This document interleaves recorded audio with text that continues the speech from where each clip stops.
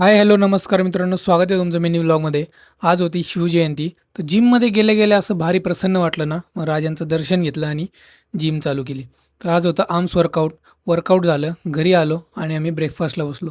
ब्रेकफास्टमध्ये अंडी आणि नाचणीचा डोसा होता. विवान जर लवकर उठला ना, मग आमच्यासोबत ब्रेकफास्ट करतो आणि त्याला एक सवय लागते. पण त्याचा ड्रॉबॅक असा होतो की आमची कामं होत नाही मग. सकाळी कसं लवकर लवकर कामं आवरून आम्हाला ऑफिसला बसायचं असतं. तर प्रियांकाचं वर्क फ्रॉम होमच आहे.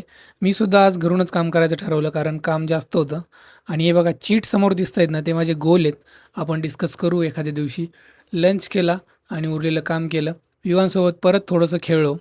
ऑफिसमध्ये कामाचा किती वर्कलोड असला ना, की विवांसोबत थोडंसं खेळलं ना, स्ट्रेस आपोआपच कमी होतो. तर तेवढा थोडासा टाईमपास करून परत आपलं काम केलं. आणि हे बघा प्रियांका काय खाते, कॉटन कँडी. मी त्याला विचारलं कसं बनवतात बाबा, तो म्हटला फक्त काही नाही, साखर असते आणि दॅट्स इट, अजून काहीतरी ते मिक्स करतात.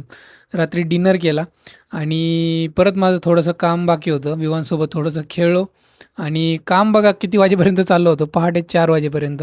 आजच्या पुरतं एवढंच मित्रांनो, भेटूया उद्याच्या ब्लॉगमध्ये. तोपर्यंत सबस्क्राईब आणि फॉलो करून ठेवा.